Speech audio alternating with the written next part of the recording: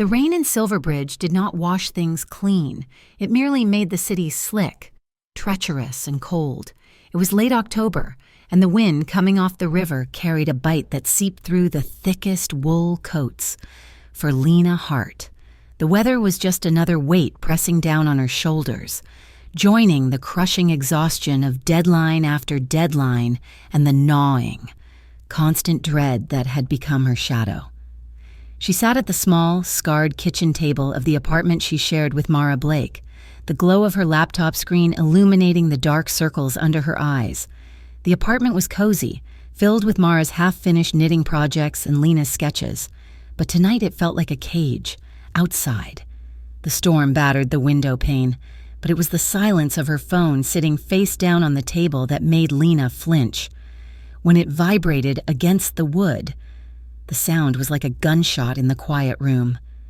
Lena froze, her hand hovering over the trackpad. She did not want to look. She knew who it was. It had been 3 months since she had completed the logo design for Evan Cole's startup, 3 months since she had politely declined his invitation to dinner, and 3 months since the messages had started shifting from professional to personal, and then to something deeply, terrifyingly obsessive. Mara walked into the kitchen, rubbing a towel over her damp hair.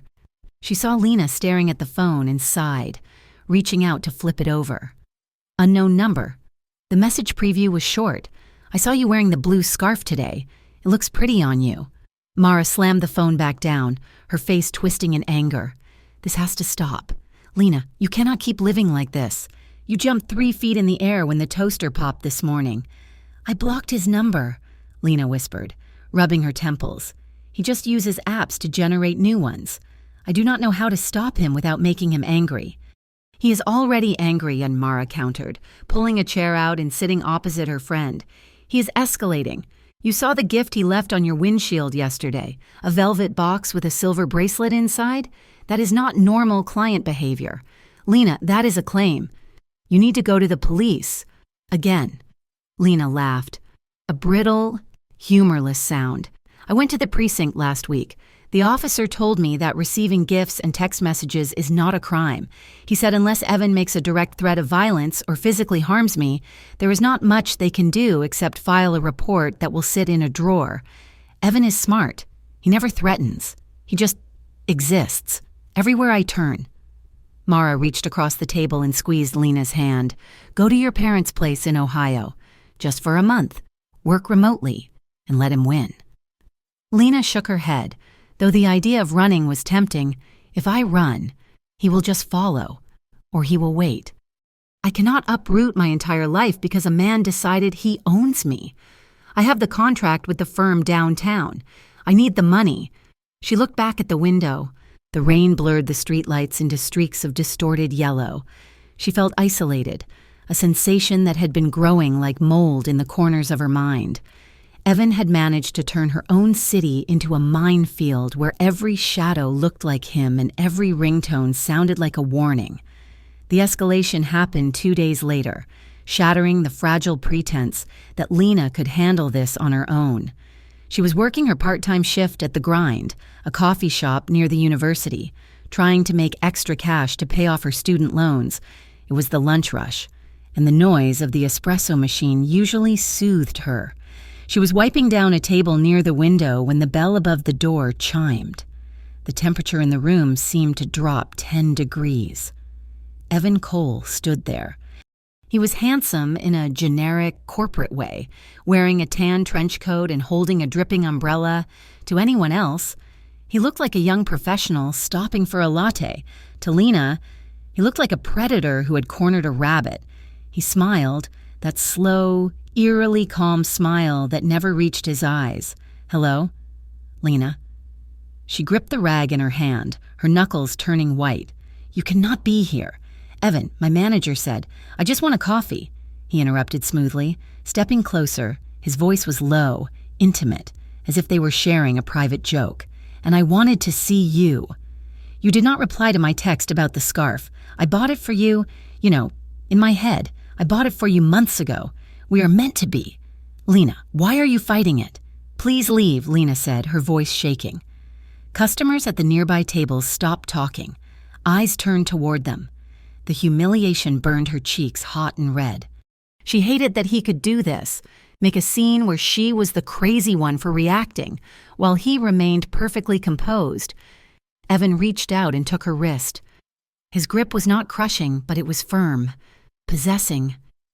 "You are just confused. You have been working too hard. Let me take you to dinner. I can explain everything. Let go of me." Lena yanked her arm back, stumbling into the table behind her. A ceramic mug crashed to the floor and shattered. The silence that followed was deafening. Evan looked at the broken shards, then back at her, his expression darkening for a fraction of a second before the mask of concern slid back into place. "You are making a mess, Lena," he said softly. "I will see you later." He turned and walked out, the bell chiming cheerfully behind him. Lena stood amidst the coffee and ceramic splinters, trembling, feeling the weight of 20 strangers staring at her. She realized then that Mara was right. He was not going to stop. He was moving closer, inch by inch, and the law was too slow to catch him. The breaking point came on a Tuesday night. Lena had been forced to take a late meeting with a difficult freelance client on the other side of the city.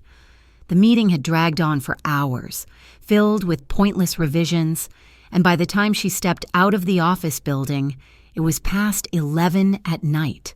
The rain had returned with a vengeance, a torrential downpour that emptied the streets of Silverbridge. Lena huddled under the awning, pulling her phone from her purse. The battery icon blinked red, 12%. She opened her rideshare app. The little circle spun and spun, searching for a driver. Finally, it connected, only to cancel 3 minutes later. She tried again, no cars available. Panic flared in her chest, sharp and cold. She was 5 blocks from the main transit line, in a district of the city that shut down early. The streetlights reflected on the wet pavement, creating long, stretching shadows that seemed to move on their own. "I have to walk," she whispered to herself. "Just 5 blocks. You can do this." She turned up the collar of her coat and stepped out into the deluge. The rain soaked through her hair immediately, plastering it to her skull. She walked fast, her boots splashing through puddles, her grip on her purse so tight her fingers ached. 1 block down. The street was deserted. 2 blocks. The wind howled between the brick buildings. Then she heard it. Footsteps. They were heavy, deliberate, and they were matching her pace. Lena's heart hammered against her ribs. She stopped, straining her ears over the sound of the rain. The footsteps stopped a second later. She turned her head slightly, glancing over her shoulder. Under the pool of light from a street lamp 50 feet back, a silhouette stood motionless. He wore a tan trench coat. "Evan!" A scream trapped itself in her throat. She faced forward and began to walk faster, her breath coming in short, shallow gasps. "Lena!" a voice called out over the wind. It was not shouting, which made it worse. It was calm, conversational, terrifying. "Lena, wait, I have the car. Get in." She broke into a run. "Why are you running?" he called, his voice getting louder, closer. His footsteps slapped against the wet concrete. Faster now. He was chasing her. Lena did not look back. She sprinted, her boots slipping on the wet leaves, tears mixed with the rain on her face. She was going to be caught. He was going to catch her in the dark, and no one would hear her scream over the storm. She turned a corner sharply and nearly slipped, ahead in the middle of a block of dark warehouses and closed shops. A single light beaconed. It was a sign made of warm, amber neon script, Solace Lounge. It looked out of place, an island of gold in a sea of gray. Lena did not hesitate. She lunged toward the heavy oak door, grabbing the brass handle with both hands. For a terrifying second, she thought it might be locked, but the latch clicked and the door swung inward. She practically fell inside, slamming the door shut behind her and leaning her back against it, gasping for air as if she had just surfaced from drowning. The transition was jarring. The roar of the rain vanished, replaced by the smooth, low croon of a saxophone and the murmur of quiet conversation. The air here was warm and smelled of expensive leather, polished wood, and something spicy, like clove and bourbon. The bar was dimly lit, elegant and unmistakably upscale. Dark mahogany tables were scattered across the floor, occupied by men in suits and women in silk dresses. behind the long, copper-top bar. A bartender in a crisp white shirt polished a glass. Lena stood dripping on the plush rug, water pooling around her boots. She was shaking violently, her chest heaving. A few people glanced at her, their expressions ranging from mild curiosity to disdain, but she was too terrified to care. She kept glancing over her shoulder at the door, waiting for it to burst open. High above the floor, on a mezzanine balcony that overlooked the lounge, a man sat watching. Jae-min Kang sat in a high-backed leather chair, a glass of whiskey resting untouched on the table before him. He was flanked by two men who stood with their hands clasped in front of them, silent and watchful. Jae wore a suit that cost more than Lena's entire college tuition, tailored to perfection. Charcoal gray against a black dress shirt, he was the owner of Solace Lounge, but that was merely the title he put on tax forms. In the shadows of Silverbridge, he was the head of the Kang Syndicate, a man whose name commanded fear and respect in equal measure.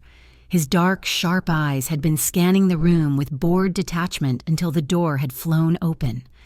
He watched the woman stumble in, looking like a drowned bird. She was soaked to the bone, her hair a tangled mess, her face pale and wild with terror.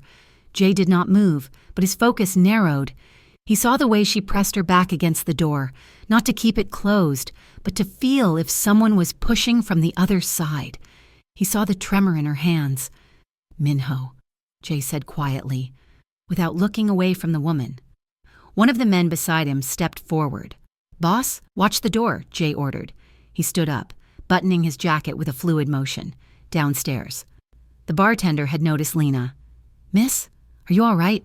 Lena pushed herself off the door, her legs wobbling. Please, I just need a minute." She wrapped her arms around herself, shivering uncontrollably. The warmth of the room had not yet reached her bones.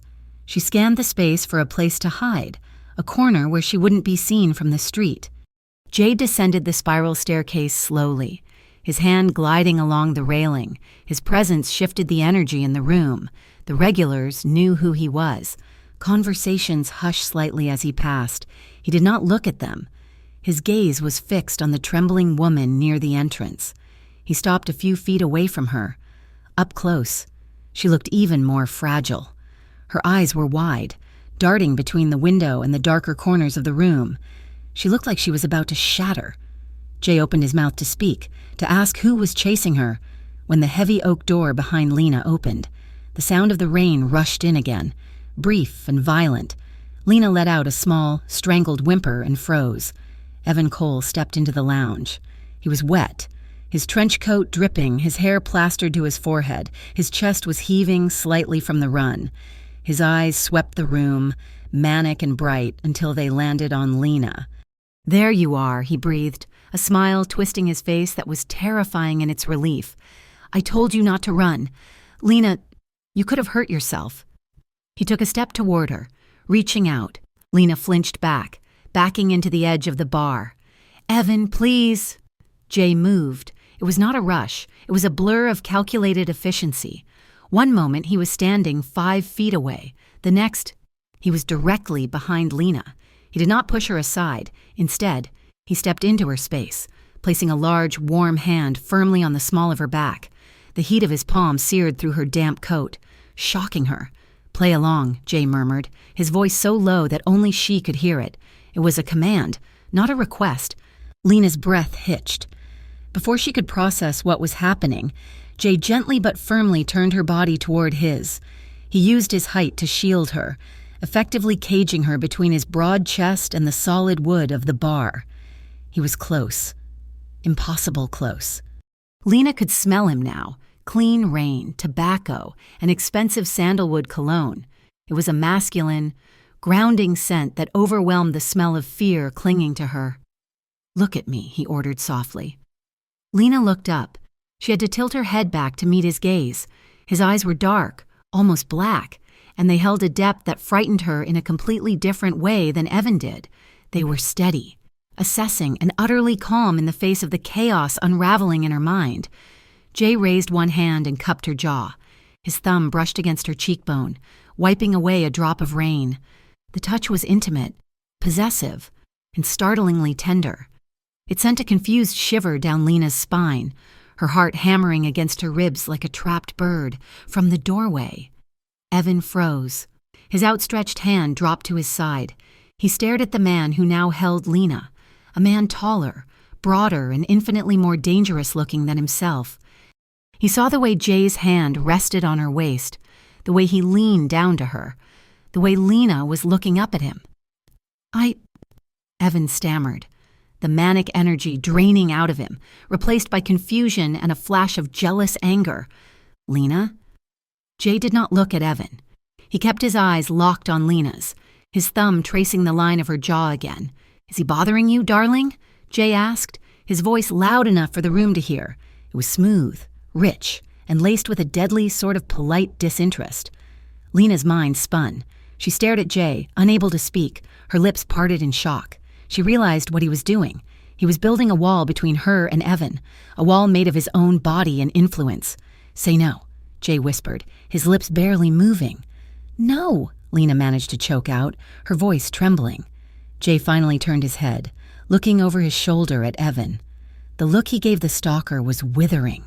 It was the look a lion gives a hyena, dismissive, bored, and promising violence if provoked. "She is busy," Jay said coolly, "and you are dripping on my floor. Get out!" The authority in his voice was absolute. Two of the bouncers near the door took a step forward, their faces grim. Evan looked from Jay to the bouncers, then back to Lena, who was still encased in Jay's arms. His face contorted with a mix of rage and impotence. He looked like he wanted to scream, to lunge, but the aura radiating off Jay stopped him cold. "This isn't over, Lena," Evan mouthed, too quiet for the others to hear. He turned and shoved his way back out the door, disappearing into the rainy night. As soon as the door clicked shut, the adrenaline that had been holding Lena upright vanished. Her knees buckled. She would have hit the floor if Jay hadn't been faster. His arm tightened around her waist, hauling her up against him. Her palms splayed against his chest to steady herself, feeling the solid muscle beneath the silk of his shirt. "Easy," Jay said, his voice losing the theatrical intimacy but retaining a low, steady rumble. "I have got you." Lena gasped for air, her forehead dropping forward to rest against his shoulder for just a second before she realized what she was doing. She pulled back, trembling violently, her eyes wide as she looked at the stranger who had just saved her. "Thank you," she whispered, her teeth chattering. I didn't know where to go." Jay studied her. He looked at her wet clothes, her shaking hands, the terror still haunting her eyes. He did not smile. He looked at her with a seriousness that made the air between them feel heavy and charged. "You are safe now," he said. He signaled to the bartender for a towel, keeping one hand hovering near her elbow as if he expected her to collapse again. Lena looked at him, truly looked at him, and felt a new kind of fear curl in her stomach. This man had dismissed Evan with a single look. He held himself with the grace of a predator. She had run from a wolf and run straight into the den of a tiger. "Come with me," Jay said, gesturing toward the stairs. "You are freezing." Lena hesitated, looking at the door where Evan had disappeared, then back at Jay's dark, compelling eyes. She realized she had no choice. The world outside was dangerous, but the world inside this man's orbit felt like a danger she was strangely compelled to face. She nodded slowly and let him lead her up the stairs, leaving the ordinary world behind. The stairs led upward into shadow, curving away from the noise and the warmth of the main bar. Lena Hart followed the man who had just saved her, her hand gripping the cold iron railing as if it were the only thing keeping her upright. Her boots squelched with every step, a wet, miserable sound that made her cringe, but Jamin Kang did not seem to notice. He moved with a silent, fluid grace, his expensive suit unruffled, his posture straight. At the top of the landing, he opened a heavy door and ushered her inside. The silence was immediate and profound. The low thrum of the jazz bass and the clatter of glassware were severed the moment the door clicked shut. Jay's office was nothing like the lounge below, where the bar was all dark mahogany and velvet, designed to seduce and comfort. This space was stark, minimalist and imposing. The walls were painted a slate gray, adorned only by a large, framed piece of calligraphy art, black ink slashing across white rice paper in violent, beautiful strokes. A low, modern sofa sat against one wall, and a massive desk dominated the center of the room. On a side table, a traditional Korean tea set made of Celadon ceramic sat on a wooden tray, a quiet nod to a heritage that seemed to exist in the margins of his sleek, modern life. "Sit," Jay said, gesturing to the sofa. He walked to a small cabinet and pulled out a thick, plush towel. Lena sank onto the leather cushion, shivering as the dampness of her coat seeped through to her skin. When Jay returned, he did not hand her the towel. He draped it over her shoulders himself, his movements efficient but careful, like he was covering a piece of expensive furniture that had been left out in the rain. "Thank you," Lena whispered, clutching the ends of the white terry cloth with numb fingers. Jay moved to the side table. "I do not have coffee up here," he said, his back to her, "but tea is better for shock." He poured a steaming liquid into a small cup and brought it to her. Lena took it, the ceramic hot against her frozen palms. She took a sip. It was barley tea, nutty and mild, and the warmth of it hit her stomach with a comforting ache. Jay did not sit behind his desk, which Lena found herself grateful for. It would have felt too much like an interrogation. Instead, he pulled a chair opposite her, sitting with his elbows resting on his knees, his fingers steepled together. He watched her for a long moment, waiting for her breathing to even out. "You know him," Jay stated. It was not a question. Lena lowered the cup, staring into the pale brown liquid. "His name is Evan Cole. He was a client. I designed the logo and branding for his tech startup about 6 months ago.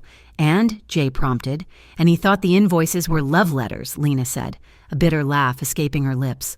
She looked up, meeting Jay's gaze. The softness she had glimpsed downstairs was gone, replaced by a sharp, analytical focus. It made her feel exposed, but also strangely seen. "We had a few meetings. I was polite.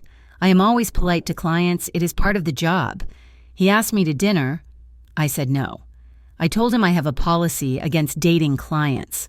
He smiled and said he would wait until the contract was over." She took another sip of tea, the memory of Evan's calm persistence making her skin crawl. "When the job was done," he asked again. "I said I wasn't interested." That is when the messages started. First, it was just checking in. Then it was texts at 2 a.m. asking if I was asleep. Then gifts. Expensive things left on my car windshield. Jay's expression did not change, but his eyes narrowed slightly. "Did you go to the police?" Lena scoffed, the sound harsh in the quiet room. 3 times. I went to the precinct 3 times. Do you know what they told me? They said there is no law against being annoying. They said because he has never threatened to kill me in writing, and because he has never physically struck me. It is a civil matter. They told me to file for a restraining order, but the clerk warned me that serving him papers might just provoke him. She looked at her hands. He stands outside my apartment building across the street. He just stands there, under the streetlight, watching my window.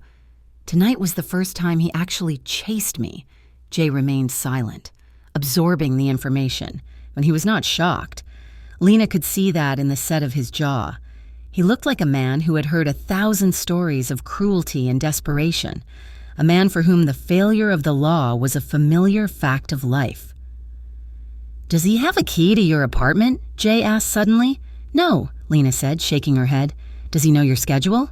"He seems to know when I leave work," she admitted, "and he knows I go to the coffee shop on Tuesdays." Jay unclasped his hands and sat back, the leather of his chair creaking softly. "He is escalating. Men like that do not stop because you ask them nicely. They stop when they are forced to stop." The way he said it sent a chill through Lena. It wasn't a threat. It was a statement of physics, cold and undeniable. There was a light knock on the door, and the man Jay had called Minho stepped inside. He was younger than Jay, with bleached tips in his hair and a sharp, youthful face that belied the hard look in his eyes. He bowed slightly to Jay, ignoring Lena entirely. Minho spoke in Korean, his voice rapid and low. Lena watched the transformation in Jay. The solicitous host vanished, his spine stiffened, and his face hardened into a mask of absolute authority. He replied in Korean, his voice dropping an octave, the tones clipped and commanding. It was a language of orders, of precise instructions given with the expectation of immediate obedience. Lena did not understand the words, but she understood the tone. It was the voice of a general. It was the voice of a king. She shrank back into the sofa slightly. Who was this man? A bar owner did not command people like soldiers. A bar owner did not look at a stalker with the eyes of an executioner. Jay finished speaking, and Minho nodded once, sharp and respectful, before turning and slipping back out the door. "What did you tell him?" Lena asked, her voice small. Jay turned back to her, and the mask slipped. Just a fraction. "I told him to find out everything there is to know about Evan Cole, where he sleeps, where he works, who his friends are, and what he is afraid of." Lena's eyes widened. "Why?" "Because," Jay said simply, "knowledge is leverage, and right now, you have none." The reality of her situation crashed down on Lena then. She was sitting in the office of a man who was clearly dangerous, drinking his tea, while a man who was obsessed with her waited somewhere out in the rain. She looked at the window, where the storm was still lashing against the glass. "I have to go," Lena said, standing up abruptly. The towel slid from her shoulders to the floor. "I cannot be here. I have to get home. Mara will be worried." She took 2 steps toward the door, but her legs refused to cooperate. The memory of Evan's face in the doorway, the twisted, manic possessiveness, flashed in her mind. He was out there. He was probably waiting around the corner. If she walked out that door, he would be there. Her chest seized. Lena stopped, gasping. The air in the room suddenly felt too thin. She clawed at the collar of her damp coat, trying to loosen it, but she couldn't get a deep breath. Black spots danced at the edges of her vision. "I can't," she wheezed, panic clawing at her throat. "He is out there. I can't go out there." She was hyperventilating, the breaths coming in short, sharp hitches that made her lightheaded. The room tilted. Jay was there in an instant. He did not grab her. He stepped into her line of sight, blocking out the door, blocking out the window, becoming the only solid thing in her spinning world. He took her forearms in his hands, his grip firm but gentle, grounding her. "Lena, look at me," he commanded. His voice was not loud, but it cut through the noise in her head. She looked up, her eyes wide and terrified, chest heaving. "Breathe," he said, "with me. In." He took a slow, deep breath, exaggerating the movement of his chest. Lena tried to mimic him, but her breath hitched and stuttered. Slowly, Jay murmured. He slid his hands down her arms to her wrists, his thumbs rubbing, soothing. Rhythmic circles over her pulse points. "Focus on my hands. Focus on me. In. 1, 2, 3. He inhaled again. Steady as a metronome, Lena stared at him, locking onto the dark depths of his eyes. She forced herself to follow his lead. She sucked in a breath, holding it as he held his, and then let it out when he exhaled. Out. 1, 2, 3. Good. Again. He stood close enough that she could feel the warmth radiating from him, a physical barrier against the cold that had settled in her bones. He smelled of rain and sandalwood, a scent that was becoming the only anchor she had. They stood there for a long minute, just breathing. Slowly, the black spots faded. The vice around Lena's chest loosened. Her rapid, shallow gasps deepened into tremulous, actual breaths. As the panic receded, exhaustion took its place. Lena's knees weakened, and she slumped forward. She did not fall. She leaned into him, her forehead coming to rest against the center of his chest. It was an instinctive motion, a need for support that bypassed her brain entirely. Jay went still. Lena stood with her cheek pressed against the fine fabric of his dress shirt. She could hear the steady, powerful thud of his heart beneath her ear. It was a calm rhythm, unlike her own racing pulse. Slowly, hesitantly, Jay lifted his arm. He wrapped it around her shoulders, his large hand spanning her upper arm. It was a protective gesture, a shield. Lena let out a long, shuddering sigh, her tension bleeding out of her. Her fingers, which had been clenched at her sides, uncurled and grasped the fabric of his shirt near his waist. Holding on. The contact was chaste. There was nothing explicitly sexual about it. She was a terrified woman, and he was the one holding her up. Yet, the air between them grew thick and heavy. Jay's hand on her arm tightened. Just for a second, his chin dipped down, hovering near the crown of her head. Lena could feel the tension radiating off him, a tightly coiled energy that he was ruthlessly suppressing. He felt solid, he felt safe, and beneath the safety, there was a hum of something else, a magnetic pull that made her want to press even closer, to burrow into him until the world outside disappeared. Jay exhaled a breath that stirred her hair. "You are all right," he murmured into the silence. Lena pulled back slowly, realizing the intimacy of the position, her face flushed heat rising to her cheeks. She stepped back, smoothing her coat, feeling the loss of his warmth immediately. "I am sorry," she stammered. "I am not usually like this." "You are being hunted," Jay said, his voice rougher than before. "You are reacting exactly as you should." He walked back to his desk, putting a few feet of distance between them. It felt deliberate, as if he needed the space as much as she did. "You cannot walk home tonight," he said, "and you cannot take a rideshare that might cancel again. I have to get home," Lena repeated. Though the conviction was gone, Jay looked at her, his expression unreadable. "Let me handle him." Lena blinked. "What?" "Evan," Jay said. "Let me handle the situation." "What does that mean?" Lena asked, a flicker of her earlier fear returning. "You mean, hurt him?" Jay shook his head once. "I mean, ensure that he understands the boundaries he is crossing. I mean, making sure you can walk down the street without looking over your shoulder." "But why?" Lena asked. "Why would you do that? You do not know me." "I am just a stranger who ran into your bar to use the bathroom and hide." Jay looked at her, his dark eyes intense. "You came to my door." "Lena, in my world, when someone comes to your door for sanctuary, you do not turn them away. You came to my door. That makes you my responsibility." The words hung in the air, heavy with old-world obligation. It sounded archaic, almost feudal, but looking at him, Lena believed he meant it. The door opened again, and Minho returned.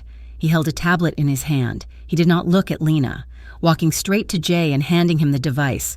Jay scanned the screen, his face illuminated by the blue light, his jaw tightened, a muscle feathering near his ear. "Harassment complaints in 2 other cities," Jay read aloud, his voice devoid of emotion. "A restraining order filed by a woman in Chicago 3 years ago. It was dismissed after she stopped showing up to court." Lena felt sick. "I knew I wasn't the first. Wasn't the—" "He has a pattern," Jay said, handing the tablet back to Minho. "And the system has failed to stop him every time." Jay said something else to Minho in Korean. It was a short, sharp phrase. Minho looked surprised for a fleeting second, an expression of genuine shock that vanished as quickly as it appeared, before he bowed deeply and left the room. Lena watched the exchange. She noticed the way Minho backed out of the room, never fully turning his back on Jay until he was at the door. It was the kind of deference soldiers showed a commander, or perhaps subjects showed a king. It was not how employees treated a boss. "You are not just a bar owner, are you?" Lena whispered. Jay looked at her. He did not lie, but he did not tell the whole truth. "I am a businessman, Lena, but my business requires me to be careful and capable." He walked over to the coat rack near the door and grabbed his own overcoat, tossing it over his arm, then reached for the intercom on his desk. "Dylan, bring the car around back. I have a guest who needs a ride to the North District." He turned to Lena. "Dylan is my best driver. He is former military. He will drive you to your door, and he will wait until you are inside and have locked the lock. If Evan is there, Dylan will deal with him." Lena nodded, exhaustion finally winning out over her suspicion. "Thank you. Jay, I do not know how to repay you." Jay walked over to her. He reached out, his hands moving to the collar of her damp coat. For a moment, Lena thought he was going to choke her, but his touch was incredibly gentle. He turned the collar up, shielding her neck from the draft, his knuckles brushing against the sensitive skin of her throat. The touch lingered. Lena looked up at him, her breath catching. They were standing in the quiet of the office, the storm outside a distant memory. His eyes were searching hers, looking for something she couldn't name. It wasn't just pity, it was curiosity. It was a spark of recognition. "Just stay safe, Lena," he said softly. He dropped his hands and stepped back, breaking the spell. 5 minutes later, Lena was sitting in the back of a black luxury sedan that smelled of leather and silence. The driver, Dylan, was a hulking man with a thick neck and kind eyes who had nodded politely at her and said nothing else. As the car pulled away from the curb, Lena looked out the tinted window. Standing across the street, huddled under the dripping awning of a closed bakery, was Evan. He was watching the car. He couldn't see her through the dark glass, but he knew. His face was twisted in a rictus of fury, his lips pulling back from his teeth. He looked like a demon exorcised from a host, waiting for a chance to claw his way back in. He took a step forward as the car passed, his hands clenching into fists at his sides, but he did not follow. He just watched, vibrating with rage. Lena shuddered and turned away, sinking deeper into the leather seat, back in the solace lounge. The lights had been dimmed for the final hour of service. The crowd was thinning out. Jay stood on the balcony, his hands resting on the railing, looking down at the empty spot where Lena had stood shivering just an hour ago.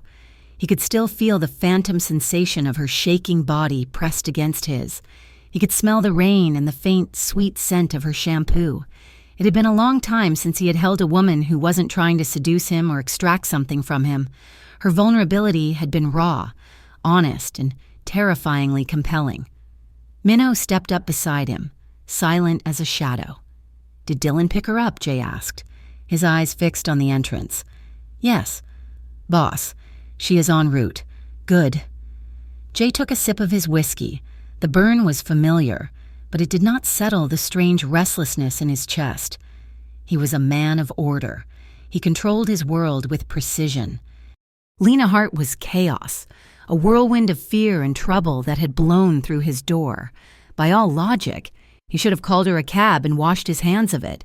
Getting involved in a domestic stalking case was messy. It was beneath him. It drew attention.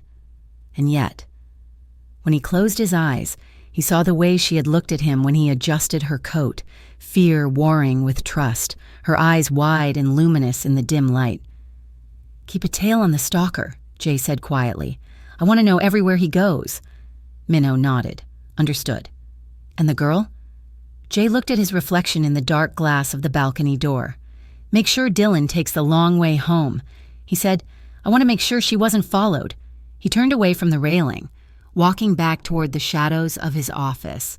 He told himself it was just a precaution. He told himself he was just tying up a loose end.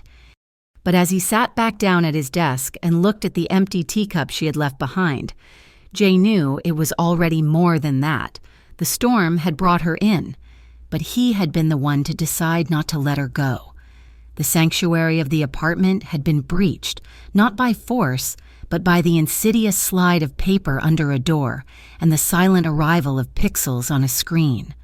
Over the next 10 days, the terror that Evan Cole inflicted on Lena Hart shifted from a pursuit to a siege. It was no longer just about following her. It was about letting her know that walls did not matter. On a Tuesday morning, Lena found a photograph slipped under her apartment door. It was grainy, printed on cheap paper, taken from the street looking up at her third-floor window. The silhouette of her body was visible through the sheer curtains. On the back, in neat, architectural block lettering, he had written, "You sleep on the left side of the bed. I like knowing that." Lena stopped sleeping. Or rather, she stopped sleeping in the dark.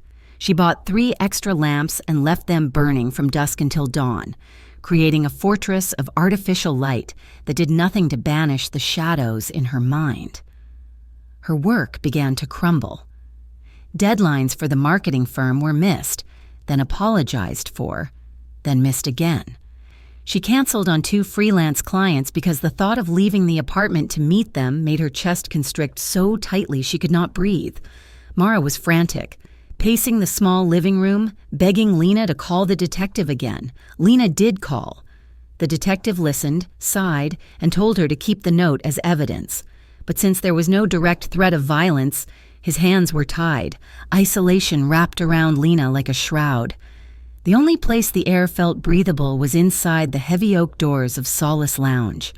It started as a necessity, a place to duck into when she felt eyes on the back of her neck, but quickly became a ritual. Lena began timing her walks, her errands, even her rare trips to the grocery store, so that they would end near the lounge. The staff had grown used to her, the bouncers, large men with stone faces who usually stopped anyone without a reservation, would nod and step aside the moment they saw her approaching. The bartender, a man named Silas, started preparing her drink the moment she sat in the corner booth, a warm blend of chamomile, honey, and a splash of lemon, or sometimes a complex, non-alcoholic mocktail with ginger and pear. And then there was Jay. He was not always there, but he always knew when she arrived. Sometimes it would be 10 minutes, sometimes an hour, but eventually, Jae-min Kang would descend from the mezzanine. He never made a scene of it. He would simply appear at her table, immaculate in his dark suits, bringing with him an aura of calm that pushed back the chaos of her life. "You look tired, Lena," he said one evening, sliding into the leather seat opposite her. It was raining again, a soft drizzle that streaked the windows. "I am tired," she admitted, wrapping her hands around the warm mug.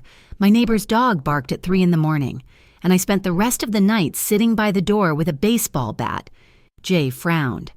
It was a slight movement, a deepening of the lines between his eyebrows, but on his stoic face, it looked like a thundercloud. "I can send someone to stand outside your building," he offered, "just for the night, so you can sleep." Lena shook her head. "You have done enough. I cannot ask you to run a private security detail for a graphic designer who cannot handle a bad breakup."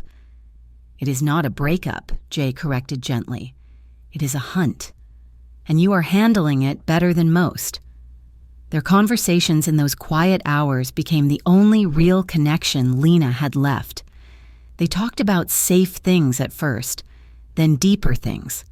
She told him about her art, about the desire to create something beautiful in a world that often felt gray. He listened with an intensity that made her feel like the most interesting person in the room. In return, he gave her fragments of himself. He spoke of coming to America as a child, the eldest son of immigrant parents who had worked themselves to the bone in a grocery store in Queens. They wanted a doctor, Jay said, a faint, self-deprecating smile touching his lips, or a lawyer, someone respectable, someone who stood in the light. And instead, Lena asked, "Instead, they got a businessman who operates in the shade," Jay replied. He adjusted his silk tie, the knot perfect, the pattern subtle. Lena smiled, a genuine expression that reached her eyes for the first time in days. "You are too serious, Jay. Even your tie is serious. It looks like it has a mortgage and a 5-year plan." Jay blinked, surprised, and then a low, rich chuckle escaped him. It was a rusty sound, as if he did not use it often. He looked at her, his dark eyes softening into something molten. "And you frown too much," he countered, his voice dropping to a murmur. "You are going to get lines right here before you are 30. He reached out, his finger hovering near her forehead but not touching. The air between them crackled.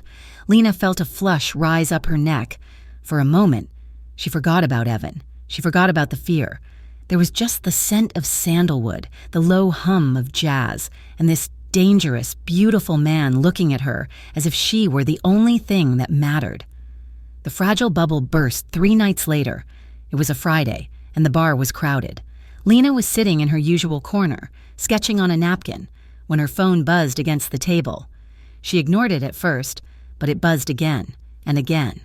A rapid-fire staccato that signaled urgency. She picked it up. It was a series of texts from an unknown number. "I see you.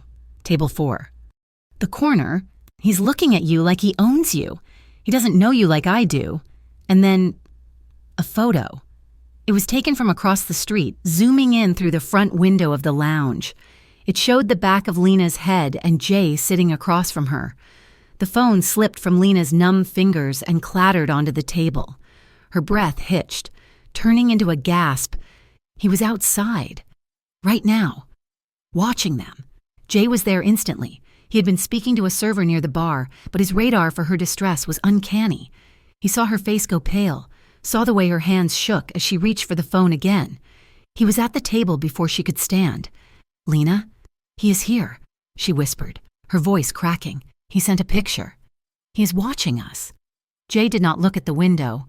He looked at Minho, who was standing by the stairs, and gave a nearly imperceptible nod. Minho moved toward the door, speaking into a small earpiece. "Come," Jay said to Lena. He did not wait for an answer. He took her hand, his grip firm and warm, and pulled her up. He led her away from the window, away from the crowd, and up the stairs to the sanctuary of his office. The room was dim, lit only by a single lamp on the desk. Lena could not stop shaking. She paced the length of the rug, her arms wrapped around herself, the panic rising in a suffocating tide. "He's never going to stop," she said, her voice rising in hysteria. "He's going to kill me, Jay. One day I am going to walk out of here and he is just going to take me, and no one will know until it is too late. Lena, I can't live like this. I can't breathe. Everywhere I go, he is there. I am trapped. Lena, stop." Jay stepped into her path. He reached out and took her phone from her hand, setting it face down on his desk with a deliberate click. Then he turned back to her and placed both hands on her shoulders. The weight of them was grounding, heavy and real. "He's not getting in here," Jay said, his voice low and fierce. "You are safe. Look at me." Lena looked up. Her vision was blurred with tears she had refused to shed for weeks. She felt like a wire pulled so tight it was about to snap. She looked at Jay's face, the sharp angles, the stern mouth, the eyes that burned with a protectiveness so intense it terrified her. He moved one hand from her shoulder to cup her face. His thumb brushed along her cheekbone, catching a single tear just as it spilled over. "You are not alone in this," he whispered. The tenderness was too much. It broke the dam holding back everything else, the fear, the exhaustion, and the desperate, aching need for comfort. Lena looked at his lips, just inches from hers.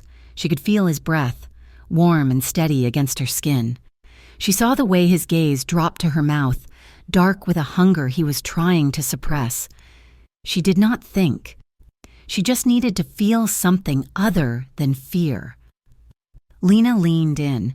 It was a hesitant movement, a question asked in the space of a heartbeat.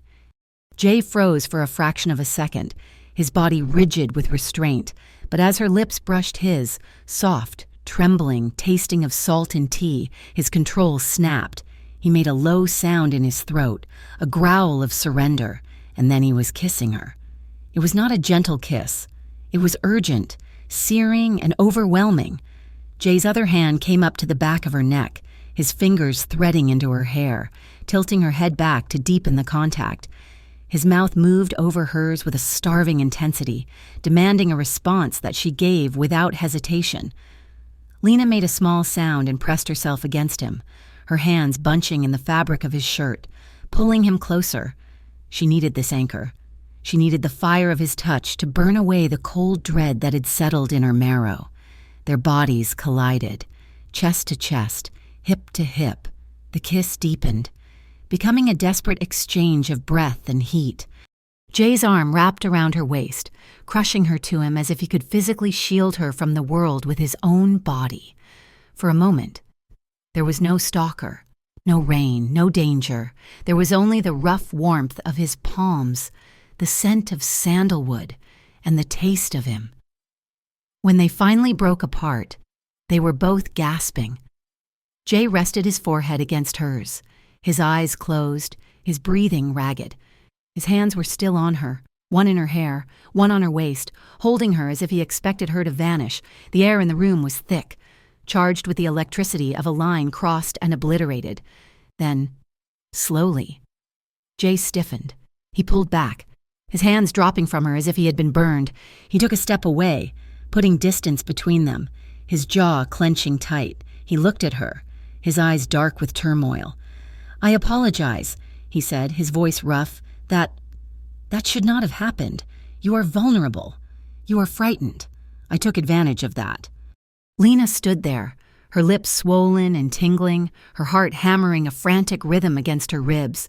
She felt cold without him. "No," she said, her voice shaking but clear. "You didn't take anything, Jay. I kissed you. I am the one with the power here." "Lena," he said, turning away to look at the calligraphy on the wall.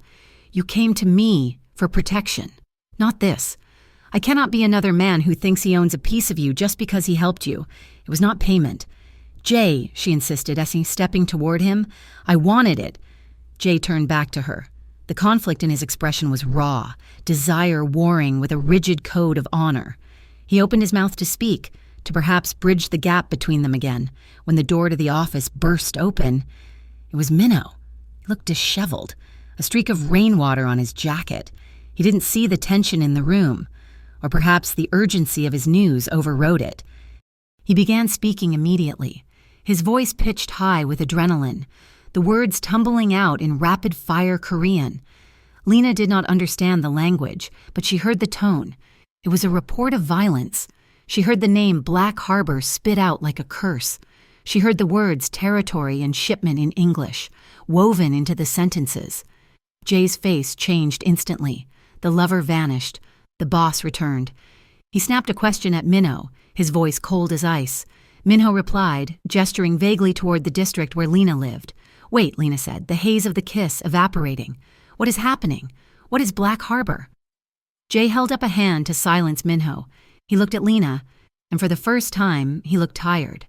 He looked like a man who knew his two worlds had just crashed into each other, and there was no way to separate them anymore. "Minho, leave us," Jay ordered in English. Minho hesitated, looking from Jay to Lena, then bowed and retreated, closing the door. Jay walked over to the window, staring out at the rain.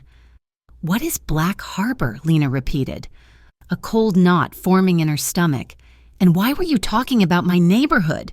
Jay turned around. He did not try to soften his posture. He did not try to smile. "The Black Harbor crew is a rival syndicate," he said, his voice flat. "They are trying to expand their territory. They are pushing into the North District." "Syndicate?" Lena echoed. "You mean a gang?" "I mean an organization," Jay said, "like mine." The silence that followed was louder than the storm outside. Lena stared at him, the pieces of the puzzle finally clicking together, the deference of his men, the way he commanded fear, the violence she had sensed coiled beneath his skin. She'd known he was dangerous. She'd known he wasn't just a bar owner, but she had let herself believe he was something romantic, a rogue with a heart of gold. "You are the Mafia," she whispered. The word felt ridiculous in her mouth, like something from a movie, but the look in his eyes made it very real. Jay did not flinch. "I run the Kang network. We handle illegal gambling, high-interest lending, protection rackets for businesses in the district, and money laundering through various fronts, including this one." He said it clearly. He did not sugarcoat it. He did not offer excuses about honor or necessity. He laid the ugly truth at her feet and waited. Lena took a step back. She felt like the floor was tilting. The man who had just kissed her with such desperate tenderness was a criminal, a man who profited from fear. "You hurt people," she said, "when it is necessary." "Yes, and you think you can protect me?" Lena let out a harsh, incredulous laugh. "Jay, I am running from a man who is obsessed with me. I am running from danger. And you are just a different kind of danger. I am a danger that is on your side," Jay said, stepping forward. "I can stop Evan. I can stop anyone. By doing what? Breaking his legs? Killing him? If I have to," Jay said. The absolute calm in his voice horrified her. It terrified her more than Evan's screaming did, because Evan was chaotic. Jay was precise. "I can't," Lena gasped, backing toward the door. "I can't do this. I can't trade one monster for another." The word hit him like a physical blow. Lena saw the flinch, the minute tightening of his eyes. The hurt was there, deep and sharp, but he walled it off instantly behind that mask of stoicism. "I understand," he said quietly. He did not try to stop her. He did not try to convince her. He simply stood there, surrounded by the trappings of his power, and watched her retreat. Lena grabbed her purse and fled. She ran down the stairs, past the confused face of Silas at the bar, and out into the rain. She expected Jay to come after her.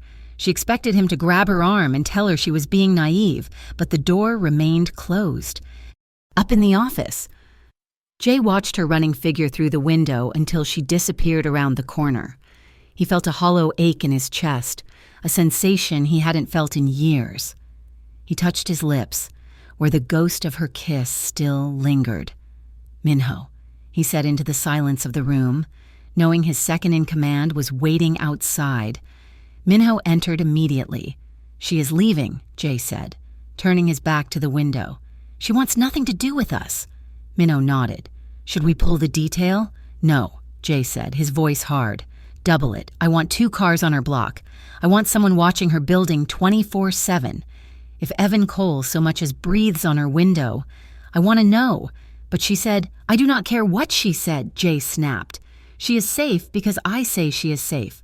Make it happen, and keep it invisible. She never needs to know we are there."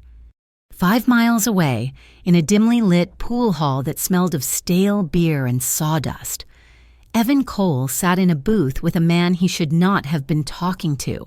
The man across from him was thick-set, with tattoos creeping up his neck and a jagged scar running through his eyebrow. He was a lieutenant in the Black Harbor crew, and he looked at Evan with a mixture of amusement and predatory interest. "You say this Korean guy is the problem?" the man asked, picking at a splinter in the table. "He stole her," Evan hissed, clutching his beer bottle so tightly his knuckles were white. "Lena is mine. We were working things out. Then she ran into that place, and now she's brainwashed. That guy, Kang, he thinks he owns the city.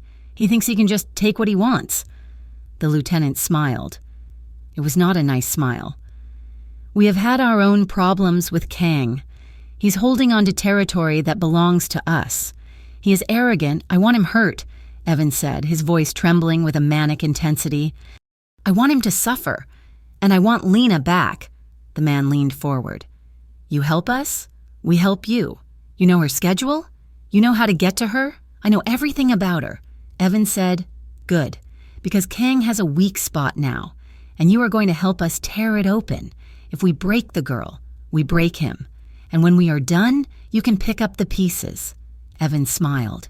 It was the smile of a man who had finally found a weapon big enough to match his hate. Deal. For 7 days.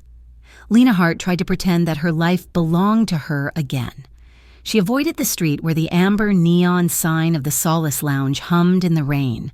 She forced herself to walk different routes to the grocery store, taking the long way through the brightly lit avenues of the financial district. She threw herself into her work with a frantic, brittle energy, answering emails at 4 in the morning and redrawing layouts until her eyes burned, all to avoid the silence of her apartment. She told herself she was making the right choice. Jae-min Kang was dangerous. He was a man who spoke of breaking legs as calmly as one might speak of filing taxes. To be near him was to invite a darkness she did not understand and could not control. Yet, the absence of him felt like a physical ache. Without his shadow looming over her, the city felt thin and paper-like. She missed the weight of his gaze. She missed the feeling of absolute security that settled over her shoulders whenever he walked into a room.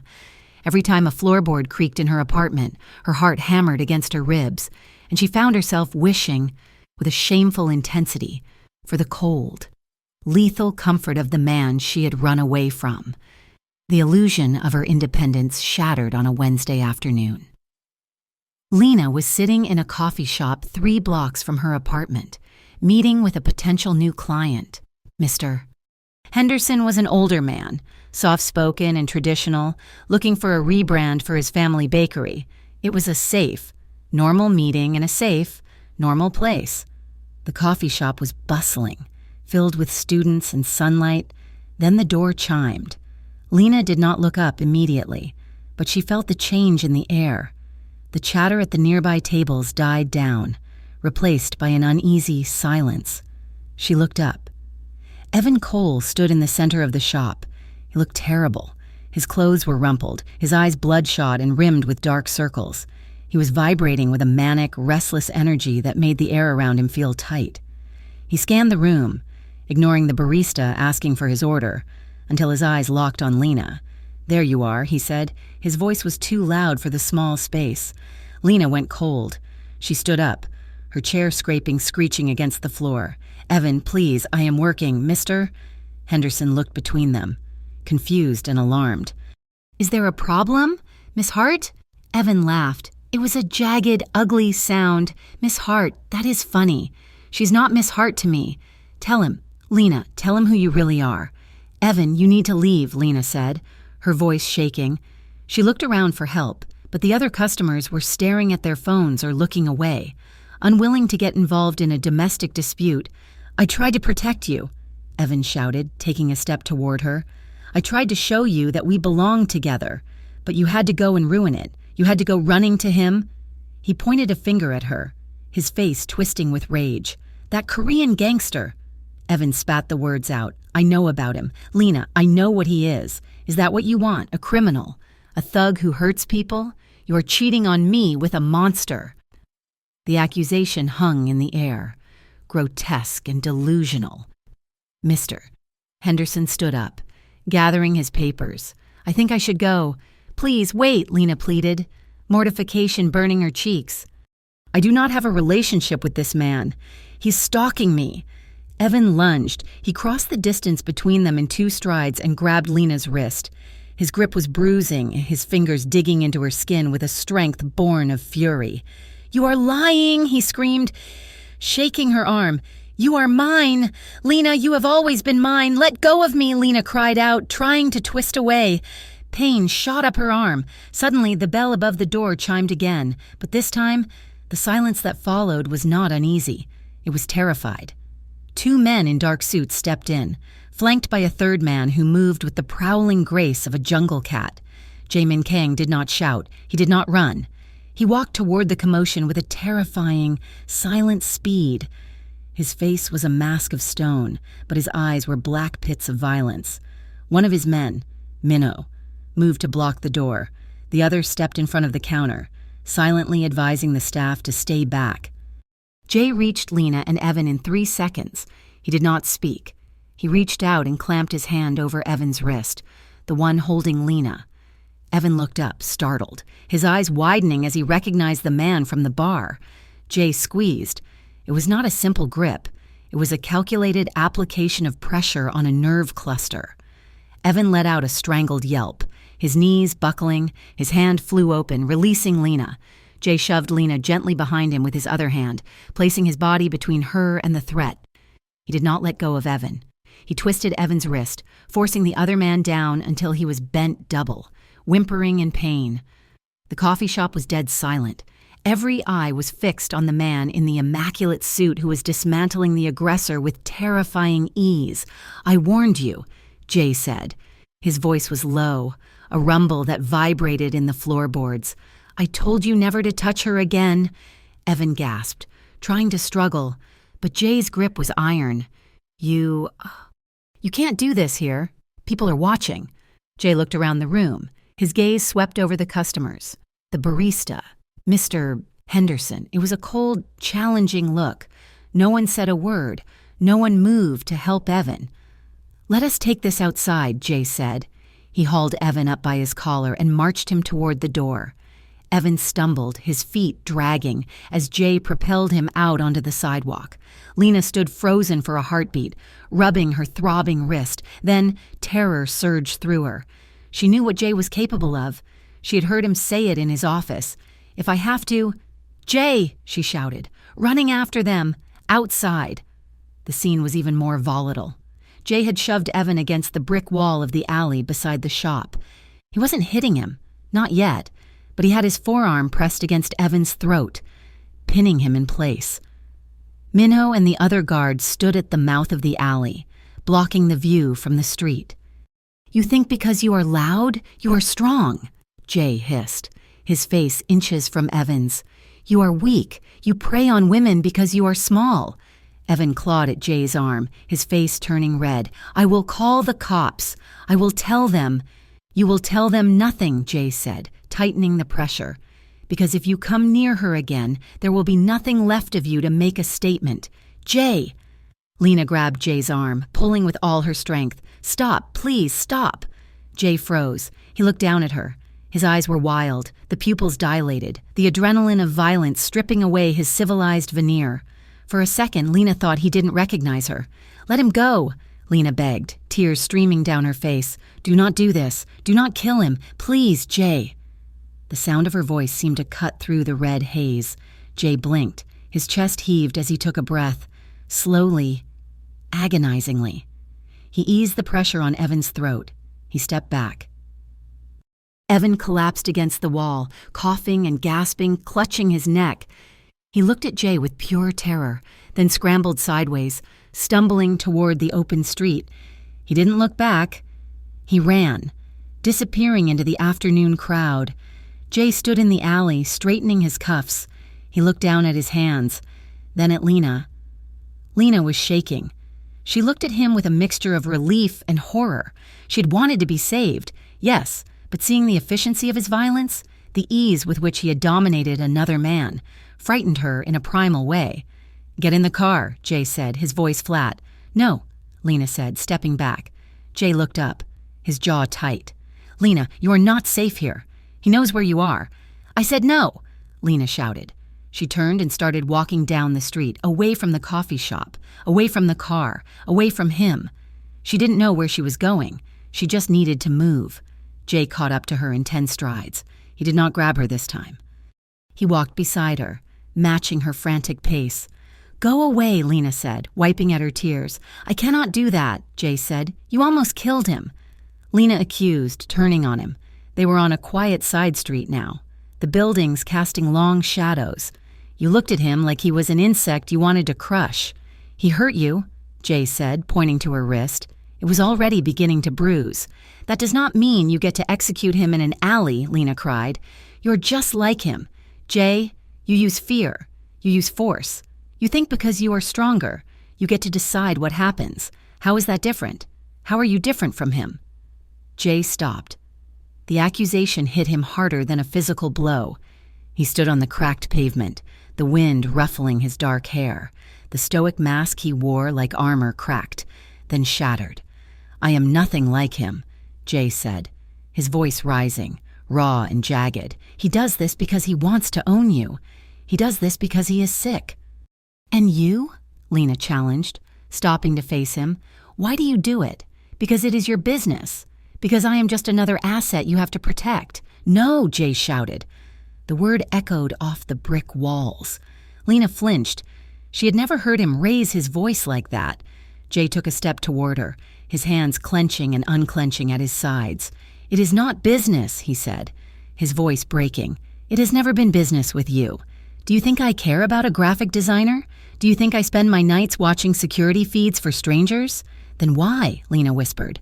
"Because you are the first thing in 10 years that makes me want to be clean," Jay confessed.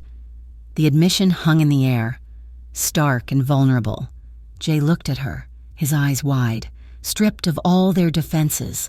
"I look at you, and I see a life I didn't think I could have," he said, his voice dropping to a harsh whisper. "I see something normal, something soft. I see a world where I do not have to be a monster to survive, and when he touches you, when he tries to ruin that, I want to burn the world down." Lena stared at him. She saw the truth of it written on his face. He wasn't trying to control her. He was trying to protect the only spark of hope he had found in a dark life. She stepped closer. She reached out and placed her hand on his chest, right over his heart. She could feel it hammering against his ribs, a frantic, powerful rhythm that betrayed his calm exterior. "Jay," she breathed. The simple touch seemed to undo him. His shoulders slumped. He covered her hand with his own, his fingers curling around hers tightly, pressing her palm harder against his chest as if he were anchoring himself to the earth. "I am sorry," he whispered. "I scared you." "You did," Lena admitted softly. "But you also saved me." Jay closed his eyes for a moment, gathering himself. "You cannot go back to your apartment tonight. He's unstable. He has been humiliated. He will lash out."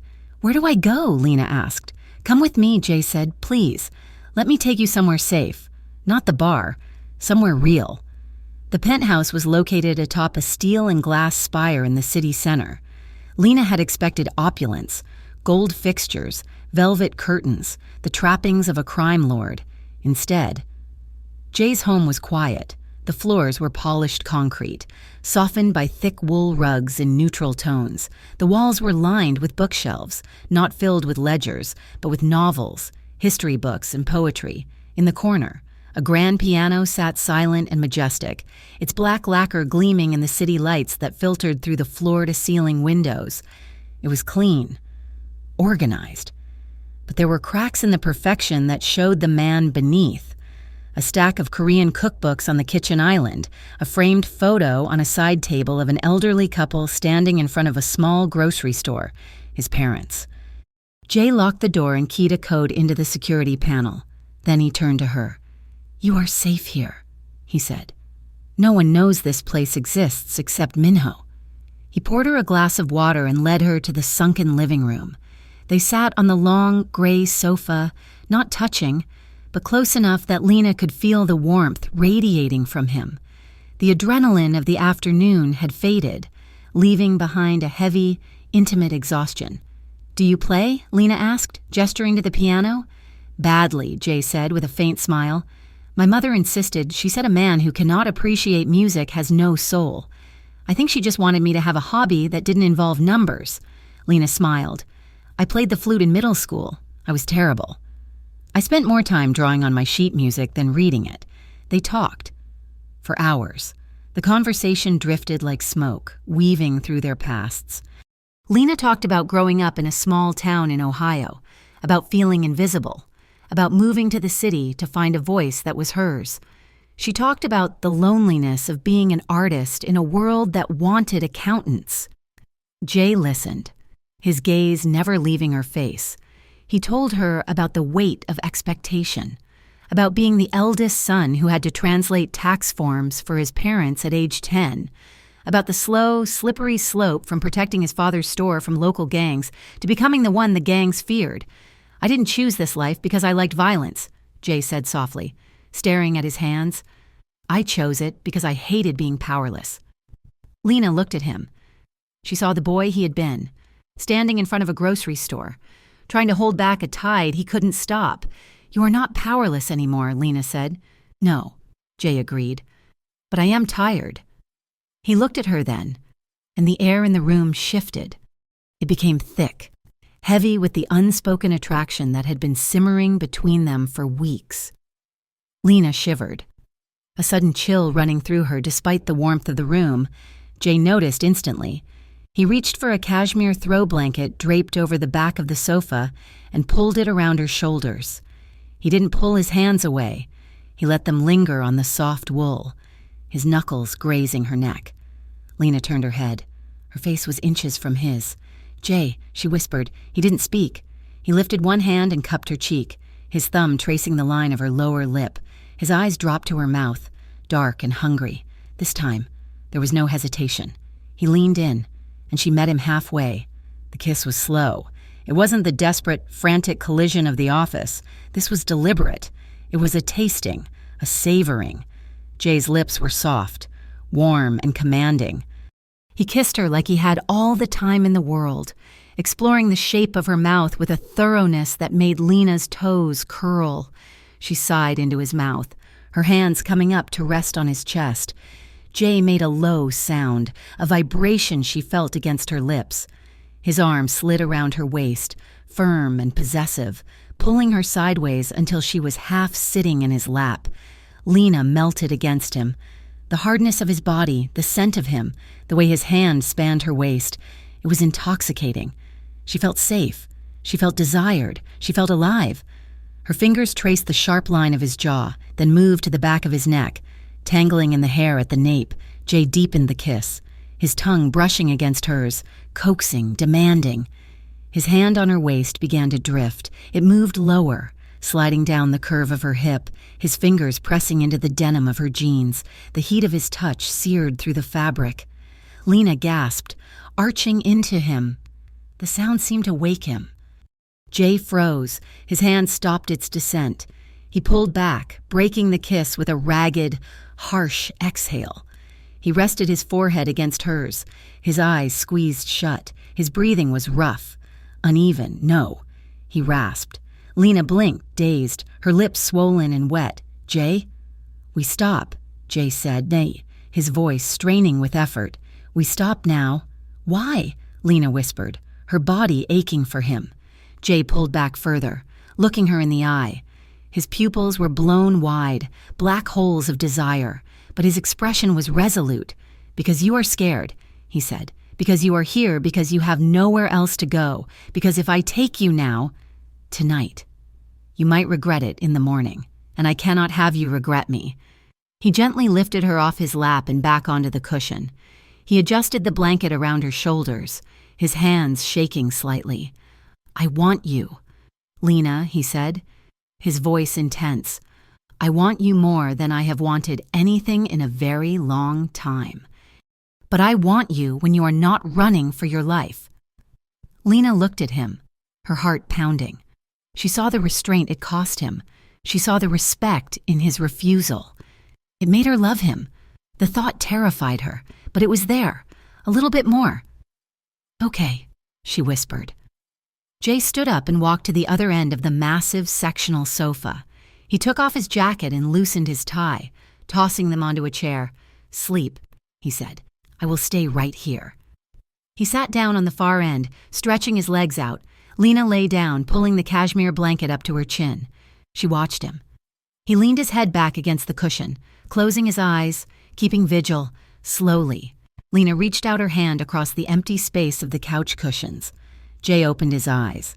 He looked at her hand, then at her face. He reached out and took her hand, his fingers interlaced with hers, warm and strong. They fell asleep like that, separated by 3 feet of gray velvet, but connected by a grip that refused to let go. The morning sun cut through the glass walls, sharp and bright. Lena woke to the smell of coffee. She sat up, the blanket pooling at her waist. Jay was in the kitchen, dressed in a fresh white shirt, sleeves rolled up to his elbows. He was watching a coffee maker drip into a pot. He looked over at her. Good morning. Morning, Lena said, feeling a sudden shyness. She got up and walked to the island. He poured her a mug and slid it across the marble counter. We need to talk about what happens next, Jay said. He did not waste time with small talk. Lena took a sip of the coffee. It was perfect. I know. I cannot stay here forever. No, Jay said, but you cannot go back there until Evan is handled. Handled, Lena repeated. That word again. Jay, I need you to promise me something, she said, setting the mug down. Anything, no more secrets, she said.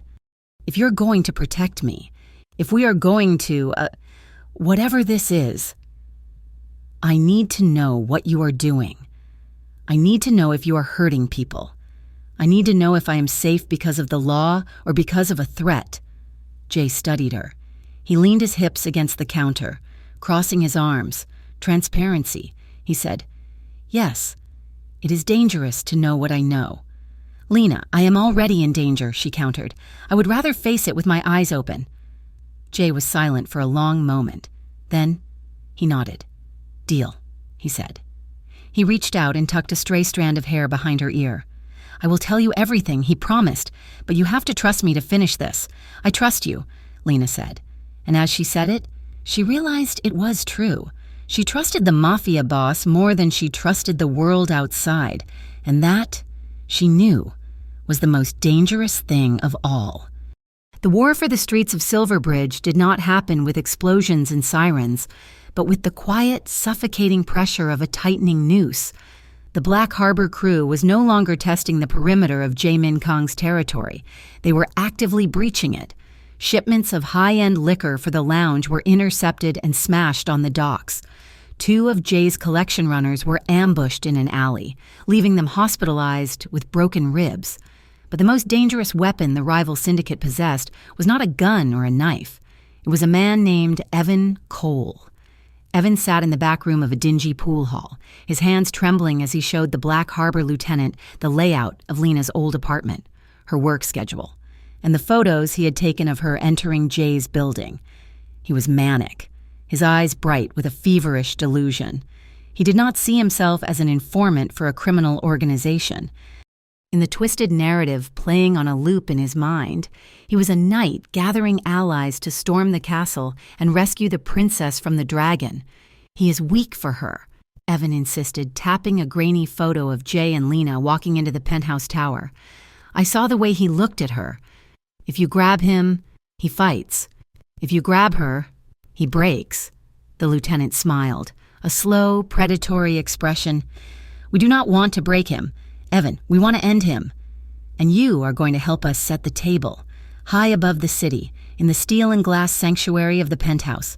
The air was thick with a very different kind of tension. A week had passed since the incident at the coffee shop. To the outside world. Lena Hart had vanished. Inside the penthouse. She was living in a suspended reality, a fragile bubble of domesticity that floated above the violence. She had settled into the guest room, but the boundaries between her space and Jay's were eroding day by day. It was in the small things. It was the way her sketchpad found a permanent home on his coffee table next to his encrypted tablet. It was the way Jay began leaving his suit jacket on the back of the kitchen chair because he knew she liked the informality of it. They shared quiet breakfasts before the sun fully rose, standing in the kitchen while the city below was still gray and hazy. They spoke in low voices, trading stories that had nothing to do with stalkers or syndicates. Lena learned that Jay hated cilantro but loved spicy stew. Jay learned that Lena hummed when she was concentrating on a drawing. The physical distance between them was shrinking, drawn tight by a magnetic pull that neither of them acknowledged out loud but both felt in every nerve ending. When they passed each other in the hallway, the air seemed to heat up. When Jay poured her wine in the evening, his fingers would brush against hers on the stem of the glass, and the contact would linger for a second too long. It was a false calm, a holding of breath before the plunge, but for Lena, it was the first time in her life she felt truly seen. The breaking point came on a Thursday night, and the rain was lashing against the floor-to-ceiling windows, turning the city lights into smeared streaks of neon.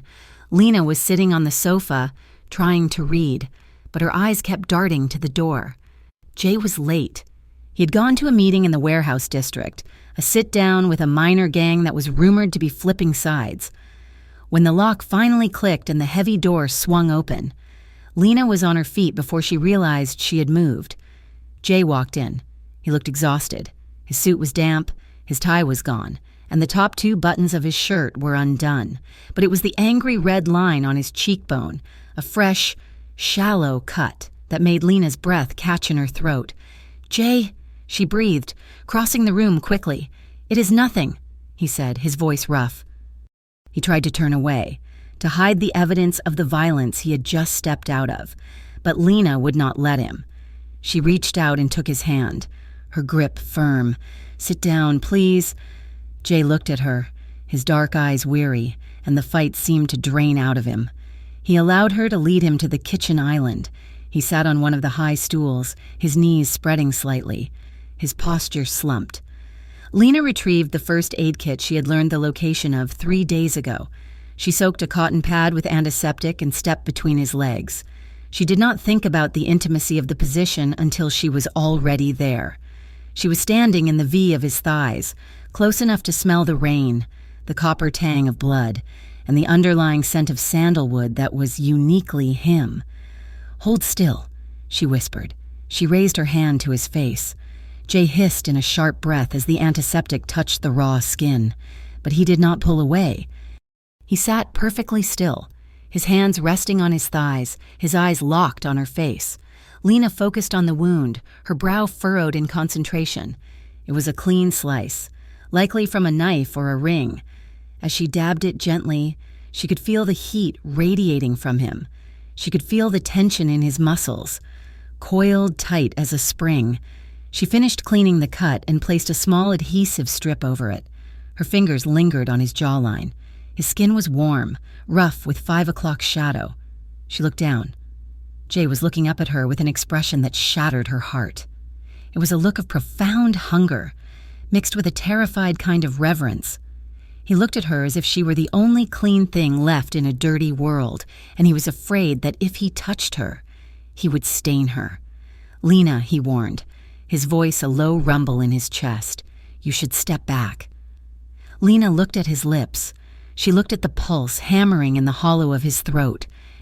The fear that had defined her life for months, the fear of Evan, the fear of the future, seemed to dissolve, replaced by a singular, overwhelming need. "I am tired. Jay," she whispered.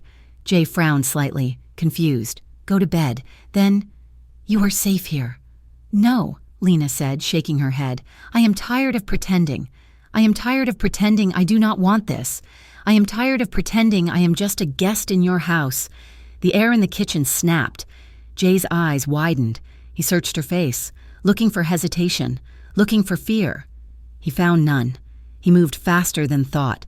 His hands shot out and gripped her waist. The touch was electric, searing through the thin fabric of her shirt. He pulled her forward, burying his face in her stomach for a brief, desperate second before he looked up again, his eyes blazing. "Are you sure?" he rasped. "Yes," she breathed. Jay stood up. He towered over her, his presence consuming the space. He did not give her time to second guess. He cupped her face in his large hands and crashed his mouth down onto hers. It was not a tentative first kiss. It was a claiming. It was slow at first, a deep, rolling pressure that tasted of danger and rain, but it quickly ignited into something consuming. Lena made a small sound in her throat and rose up on her tiptoes, wrapping her arms around his neck, her fingers tangling in his damp hair. Jay groaned, a sound torn from the depths of his chest. His hand slid from her face to her waist, his thumbs digging into her hips, pulling her flesh against him. He kissed her as if he were starving, his mouth moving over hers with a skilled, demanding rhythm that left her breathless.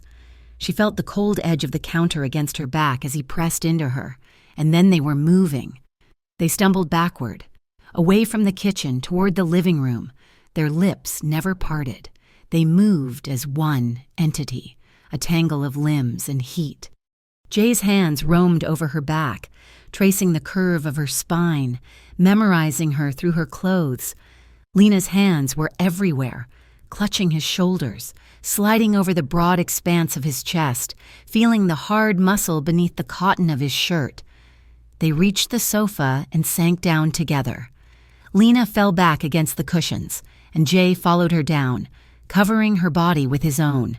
He braced his weight on his forearms to keep from crushing her, but he kept his hips pressed against hers, the friction sending sparks through her veins. He pulled back just an inch, his breathing ragged, his forehead resting against hers. His eyes were black pools of desire, stripping her bare. "You are everything," he whispered, his voice rough with emotion. "You are the only thing." He kissed her again, and the world outside the penthouse ceased to exist. There was no Mafia, no Stalker, no rain. There was only the weight of him, the heat of his skin, and the desperate, clinging way they held onto each other, as if letting go would mean falling off the edge of the earth. The lights of the city blurred into streaks of gold as they finally, fully, gave in. The morning sun was pale and unforgiving, but inside the penthouse, the light felt soft. Lena woke slowly. She was warm. She was tangled in the high thread count sheets, her head resting on a solid, rhythmic surface. It took her a moment to realize it was Jay's chest. He was already awake. His arm was wrapped securely around her, holding her close against his side. His other hand was moving idly, his fingers drawing lazy, soothing circles on her bare shoulder. Lena looked up. Jay was watching the ceiling, a look of contemplation on his face. When he felt her stir, he looked down. The harsh lines that usually defined his face were smoothed out. His eyes, usually so guarded and cold, were warm and unguarded. "Hi," he murmured. "Hi," Lena whispered back, a flush rising to her cheeks. Jay smiled. It was a genuine smile, one that reached his eyes and crinkled the corners. He shifted, turning onto his side to face her, pulling the sheet up to cover her shoulder with a tender protectiveness. He leaned in and kissed her. It was soft, lingering and devoid of the frantic desperation of the night before. It was a domestic kiss, a morning kiss. "Are you okay?" he asked, brushing a strand of hair away from her face. "I am more than okay," Lena said, resting her hand on his chest, for the first time since this nightmare began. Lena felt like she was standing on solid ground. This was not just a trauma bond. This was not just fear disguised as lust. This was real. She looked at the man who had terrified her just weeks ago, and she saw a future. But the future in Silverbridge was a fragile thing. The peace was shattered at 10 in the morning. Lena was in the shower when her phone, which she had left on the bedside table, began to buzz. Jay, who was dressing in the walk-in closet, heard the vibration. He ignored it at first, respecting her privacy, but the buzzing continued. A call, then another call, then a rapid succession of texts. He walked over to the nightstand, intending to bring the phone to her, when the screen lit up with a new message. The name on the screen was Mara. The preview of the message read, "Help me, please, he has a gun." Jay's blood ran cold. He snatched the phone up, unlocking it. He had seen her type the code a dozen times. He opened the message thread. There was a photo. It was Mara Blake, Lena's best friend. She was sitting on a dirty, concrete floor, her hands bound with zip ties, duct tape over her mouth. Her eyes were wide with terror. Below the photo was a text. "She dies if you tell him. Come alone. The old cannery on 4th? You have 1 hour." Jay swore, a vicious, guttural sound. Lena walked out of the bathroom, wrapped in a towel, steam trailing behind her. She saw Jay standing by the bed, gripping her phone, his face a mask of absolute fury. "What is it?" she asked, her stomach dropping. "Jay?" He looked at her, and for a second he hesitated. He wanted to delete the message. He wanted to lock her in this room and go handle it himself. But he had promised her transparency. He had promised no more secrets. He turned the phone around and showed her the screen. Lena made a sound like a wounded animal. She lunged forward, grabbing the phone, staring at the image of her best friend. "Mara," she gasped. "Oh, God." "Mara," she looked at the text. "Come alone." "I have to go," Lena said, dropping the phone on the bed and turning toward the closet. "I have to go right now." "No," Jay said. His voice was sharp, cutting through her panic. Lena spun around. "What do you mean?" "No. He has her. Jay, Evan has her. It is a trap." "Lena," Jay stepped between her and her clothes. "Evan did not do this alone. He does not have the resources to secure a location like the cannery. This is the Black Harbor crew. They are using Evan to get to you, and they are using you to get to me." "I do not care," Lena screamed, tears springing to her eyes. "That is my best friend. She's only there because of me. I have to go." "We will go," Jay said, grabbing her shoulders. "But we will go on my terms. I need to mobilize the team. We need a tactical entry plan. If you walk in there alone, they will kill you both." "There is no time for a plan," Lena argued, trying to shove him away. "He gave me an hour. If I show up with an army, he will kill her. He will kill her anyway," Jay roared back. The silence that followed was ringing. Lena stared at him, horrified. "You do not know that," she whispered. "I know these men," Jay said, his voice dropping to a harsh, desperate plea. "I know how they think. They want leverage. Once they have you, they have no use for the friend. The only way she survives is if we take them out." "You are treating this like a game of chess," Lena accused, her voice trembling. "You are talking about tactics and leverage. I am talking about Mara. I am talking about keeping you alive," Jay shouted, his hands tightening on her shoulders. "I cannot lose you, Lena. I will not let you walk into a slaughterhouse because of guilt. You are controlling me," she spat. "Just like Evan." Jay flinched. He let go of her shoulders as if they were red hot. He stepped back, his face closing off, the vulnerability of the morning replaced by a cold, hard wall. "I am protecting you," he said stiffly. "I am going to make a call. I am going to get the team ready. You will stay here until I tell you we are moving." He turned and walked out of the bedroom, slamming the door behind him. Lena stood in the silence, her heart hammering against her ribs. She looked at the phone. 1 hour. She knew Jay was right about the trap. Logically, she knew it. But fear was not logical. And love, the love she had for Mara, who had been her sister in everything but blood, was not logical. She could not sit here and wait for Jay to draw up a battle plan, while Mara sat bound on a concrete floor, terrified and alone. She dressed in record time, pulling on jeans and a dark hoodie. She grabbed her sneakers. She looked at the bedroom door. Jay was in the living room, on his encrypted phone, barking orders in Korean. He was distracted. He trusted her to stay put because he thought she understood the logic. Lena looked at her phone on the bed. If she took it, Jay could track her. She left it there. She opened the window. They were on the top floor, but there was a fire escape landing that connected to the service stairwell, a breach in security Jay had mentioned once, saying he needed to get it welded shut. He hadn't done it yet. "I am sorry, Jay," she whispered. She climbed out the window into the cold morning air. 20 minutes later, Jay walked back into the bedroom, his gun holstered at his hip, his face grim. "We move in 10 minutes, he said. "I have Minho setting up a perimeter." He stopped. The room was empty. The bed was unmade. The bathroom door was open. "Lena?" he called out. Silence. He walked to the bed. Her phone sat on the duvet, the screen dark.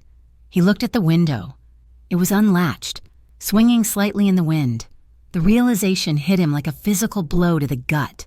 The blood drained from his face, leaving him ashen. She had run. She had run straight into the fire. Jay let out a roar of pure, unadulterated rage. He grabbed a heavy crystal vase from the dresser and hurled it at the wall, watching it shatter into 1,000 sparkling shards. She thinks she can save them. He snarled to the empty room. He tapped his earpiece. "Minho, change of plans." There was a pause. Then Minho's voice crackled in his ear. "Boss, she is gone," Jay said, his voice dropping to a lethal whisper. "She went to the cannery alone. Mobilize everyone, every single man. We are tearing that district apart. But boss, if we go in heavy, they might execute the hostages. I do not care about the politics anymore," Jay said, walking out of the room, his stride long and dangerous. "If they touch a hair on her head, I will burn this entire city to the ground." The old cannery on 4th Street was a rotting skeleton of industry. The windows were jagged teeth of broken glass, and the smell of rust and brine hung heavy in the air. Lena parked her car 2 blocks away and ran the rest of the distance. Her lungs burned, her legs ached, but she didn't stop. She slipped through a hole in the chain-link fence and approached the main loading bay. The large sliding door was cracked open a few feet. It was an invitation. Lena slipped inside. The interior was vast and shadowed, filled with rusting machinery that looked like sleeping beasts. Sunlight filtered through the holes in the roof, creating beams of dust motes that danced in the gloom. "Mara!" Lena called out, her voice echoing in the cavernous space. There was a shuffling sound from the far end of the floor. Lena ran toward it. She found Mara tied to a metal pillar in the center of the open floor. Her face was tear-streaked, her eyes wide and frantic. She was shaking her head violently behind the duct tape, making muffled noises that sounded like, "Run! Run! Run! Mara!" Lena dropped to her knees, her hands fumbling with the zip ties on Mara's wrists. "I am here. I am going to get you out. You are not getting anyone out. Lena!" The voice came from the shadows behind the pillar. Lena froze. She turned slowly. Evan Cole stepped into the light. He held a pistol in his hand, but he held it awkwardly, his grip loose and trembling. He looked worse than he had at the coffee shop. His eyes were bloodshot, his skin pale and clammy. He looked like a man who had been awake for days, fueled by nothing but madness. "I told you to come alone," Evan said, a twisted smile appearing on his face. "You listened. I knew you would listen. You are a good girl." "Lena, Evan, please," Lena said, standing up slowly and raising her hands. "Let her go. This is between you and me. It is not just between us anymore. Is it?" Evan laughed, a high, unstable sound. "You brought him into it. You brought the monster into our fairy tale." He waved the gun around, gesturing to the dark corners of the warehouse. Suddenly, the shadows moved. From behind the rusting machines, 5 men emerged. They were not like Evan. They were calm. They moved with professional precision. They wore dark clothes and carried automatic weapons. They were the Black Harbor crew. Lena felt a cold pit open in her stomach. Jay was right. It was a trap. One of the men, the leader with the scar on his eyebrow, stepped forward. He looked at Lena, then at the empty door behind her. "Where is Kang?" he asked, his voice gravelly. "He didn't come," Lena said, her voice shaking. "I came alone, just like you asked." The leader scoffed. He turned to Evan. "You said she was his weakness. You said he would follow her." "He will," Evan insisted, his eyes darting around. "He's obsessed with her. He stole her from me." The leader looked at Lena with disgust. "If he isn't here, then you are useless to me." He raised his weapon. "No!" Evan screamed. Evan threw himself between the gunman and Lena, pointing his own shaking pistol at the gang leader. "You said I could have her. You said if I helped you kill Kang, I could take her away." The leader looked at Evan as if he were a cockroach. "Plans change. Kid." Lena stood frozen, sandwiched between a delusional stalker and a firing squad, realizing with a terrifying clarity that she had made the worst mistake of her life. She had tried to be the hero, and instead, she had just walked into her own grave. Somewhere in the distance, the sound of tires screeching on asphalt broke the silence. The leader's head snapped toward the door. "He is here," Lena whispered. The warehouse district was a graveyard of industry, a sprawling grid of rusted corrugated metal and shattered windows that sat silent under the heavy gray sky. To the average citizen, it was an eyesore. To Jae-min Kang, it was a tactical grid. He lay prone on the roof of the adjacent building, the wet gravel soaking into his suit trousers, looking through a thermal scope. He was not the frantic, enraged lover who had smashed a vase an hour ago. That man had been left back at the penthouse. The man on the roof was the head of the Kang syndicate. Cold, precise, and lethal. Beside him, Minho adjusted his earpiece. "We have 4 sentries on the perimeter. Boss, 2 at the loading dock, 2 by the north exit. Take them out," Jay said, his voice a flat line. Quietly, he watched through the scope as his men moved in the shadows below. They were ghosts in the gloom, slipping up behind the Black Harbor guards with efficient brutality. There were no gunshots, only the muffled sounds of struggle and the thud of bodies hitting the damp earth. "Clear," Minho whispered a moment later. Jay stood up, holstering his binoculars and drawing his weapon. He checked the magazine. 17 rounds. "We go in through the south vents," Jay ordered. "I want shock and awe. Do not give them time to think. And remember, the targets are the men with weapons. The girl and the hostage are off limits. If anyone so much as scratches them, I will kill you myself." Inside the cavernous main floor of the cannery, the air was thick with dust and the smell of impending violence. Lena Hart stood in the center of the room, her hands raised, her breath coming in shallow, terrified gasps. Across from her, Evan Cole was pacing back and forth, his pistol waving erratically. Behind him, the Black Harbor lieutenant, a man named Vance, sat on a crate, cleaning his fingernails with a knife, looking bored and irritated. "He's not coming," Vance said, not looking up. "You sold us a fairy tale. Kid, Kang is smart. He cut his losses. He is coming," Evan screamed, his voice cracking. "He wants her. He is obsessed with her." While the men argued, Lena shifted her weight. She was standing directly in front of the metal pillar where Mara was tied, under the cover of her own trembling body. Lena had managed to back up until her fingers brushed Mara's bound wrists. She could feel the zip ties. They were plastic, thick and tough, but she also felt the sharp edge of a rusted bolt protruding from the pillar. "Rub them against the metal," Lena whispered, barely moving her lips. "Mara, do it." Mara's eyes were wide and filled with panic, but she gave a microscopic nod. Lena could hear the faint scratch, scratch, scratch of plastic against iron as Mara worked to free herself. Lena turned her attention back to Evan. She knew she had to buy time. She had to keep his eyes on her and off the shadows gathering in the rafters. "Evan," she said, her voice shaking but growing stronger with every word. "Look at me." Evan stopped pacing. He looked at her. his eyes swimming with a toxic mix of adoration and rage. "I am looking at you. Lena, I never look at anyone else. This is not love," Lena said. She took a step toward him. Vance tensed, his hand dropping to the gun at his hip. But Lena ignored him.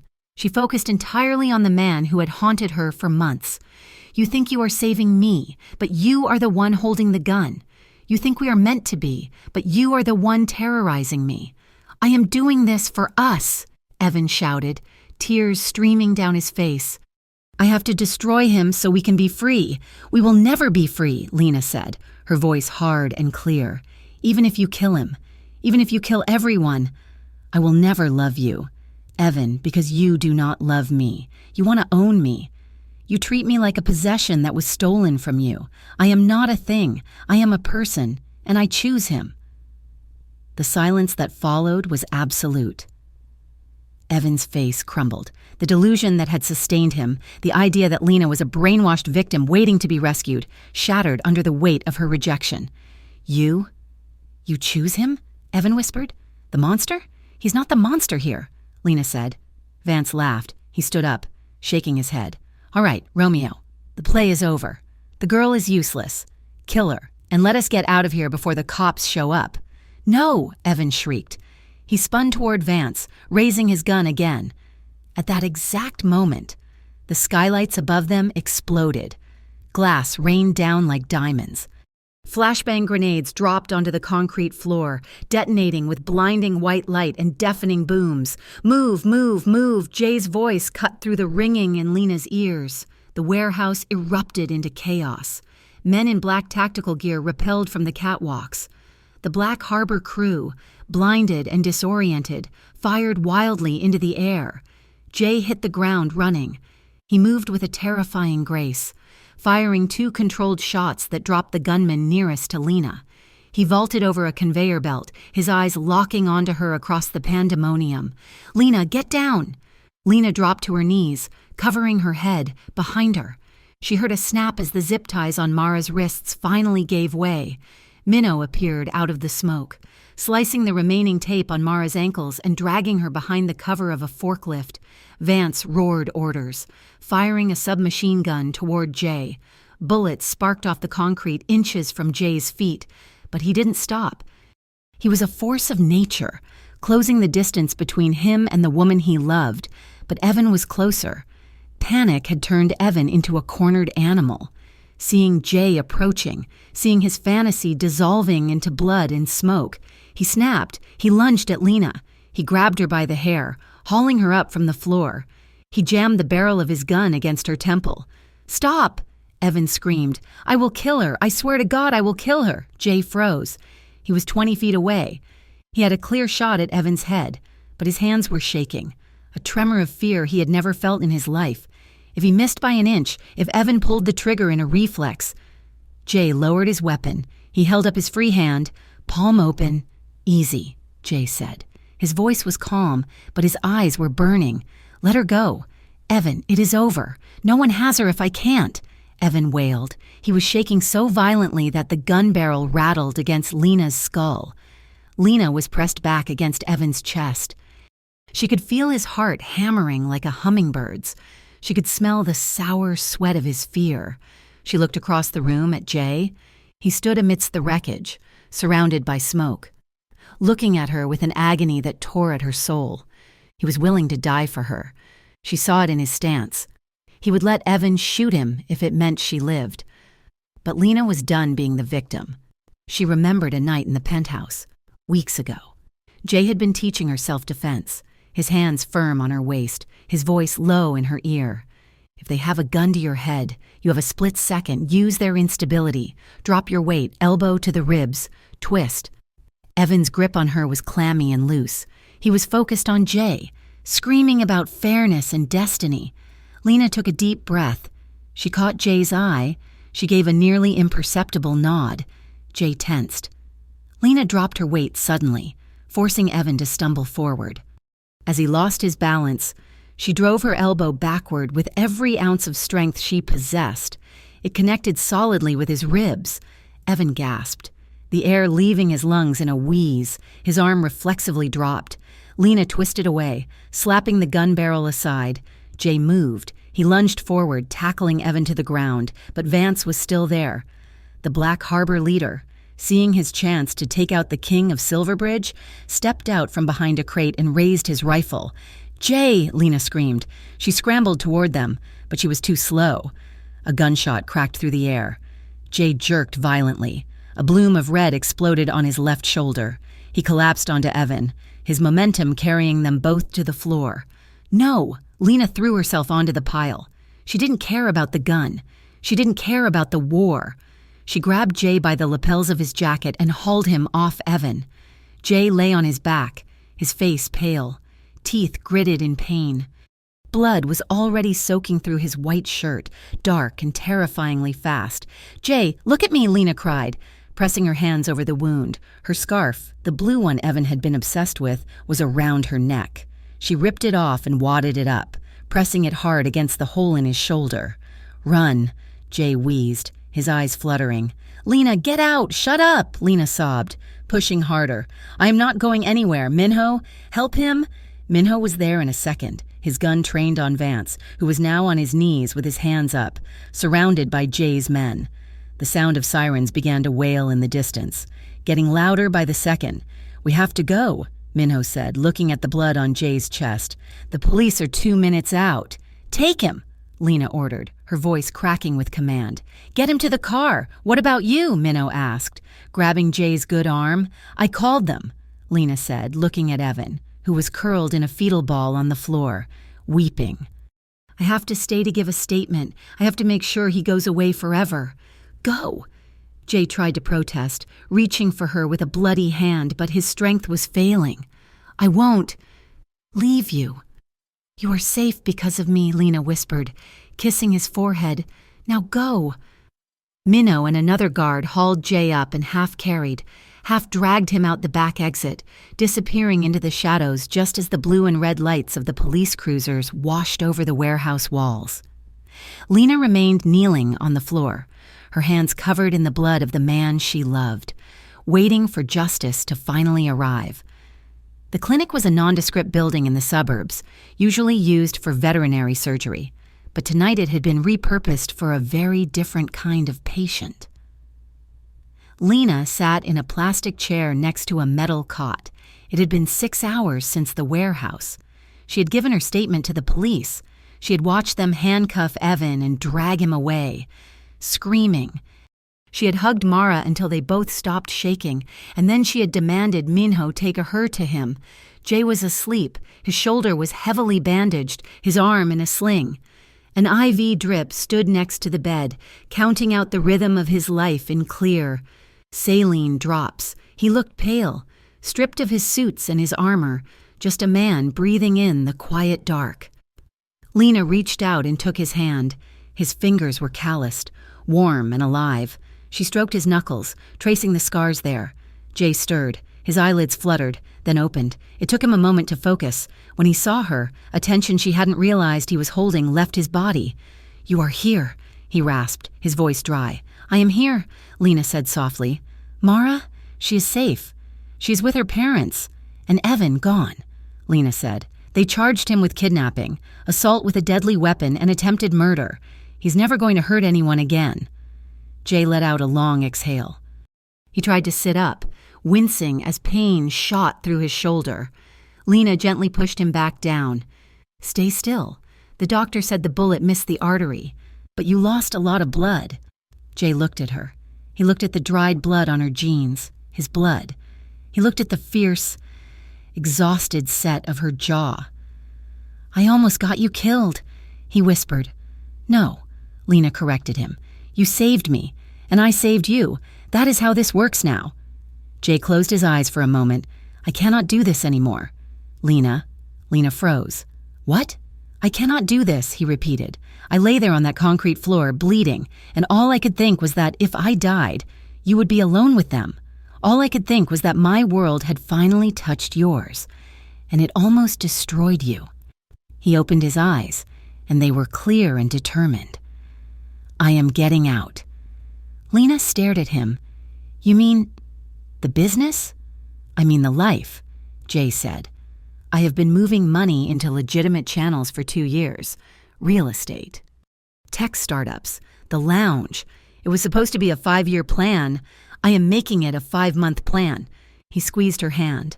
I am dismantling the network. I am selling the territory. The lounge stays, but everything else, the loans, the protection, the violence, it ends. Tonight was the last time I pick up a gun. Lena felt a lump rise in her throat. She knew what this meant. She knew the danger of leaving the life, the target it would paint on his back, but she also knew he was doing it for her. I love you, Jay said. He said it simply, without fanfare. It hung in the sterile air of the clinic.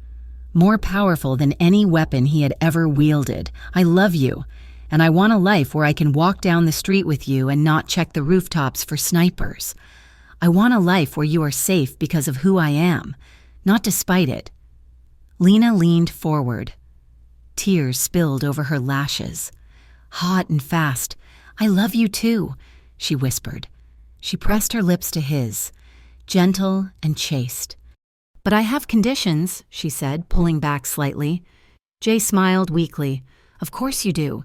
If you do this, you do it all the way, Lena said fiercely. No half measures. No keeping a few guys on the payroll just in case. We go legitimate. We pay taxes. We call the police when there is trouble. Jay nodded. All the way. And, Lena added, brushing his hair back from his forehead, you have to learn to play a song on that piano all the way through. Jay laughed, a sound that turned into a grimace of pain, but the light in his eyes remained. Deal. 3 months later, the winter had turned to spring, and the air in Silverbridge was sweet with the scent of blooming cherry blossoms. The Solace Lounge had reopened after a brief renovation. The crowd was different now, more hipsters and young professionals, fewer men in ill-fitting suits sitting in the shadows. The vibe was lighter. On the balcony of the penthouse, high above the city, the wind was cool and fresh. Jay sat on a low wooden bench, looking out at the skyline. He wore a simple cashmere sweater and jeans. His sling was gone, though he still favored his left shoulder slightly when he moved. Lena stepped out onto the balcony. She held 2 glasses of wine. She walked over to him, handing him one, and then stepped between his legs. Jay looked up at her. The shadows that had haunted his face for so long were gone, replaced by a quiet peace. He wrapped his good arm around her waist, pulling her closer until her legs pressed against the bench. How was the meeting? He asked. Good, Lena said, resting her hands on his shoulders. The new branding for the lounge is approved. People love the idea of the jazz nights, and I think I landed a contract for the new hotel downtown.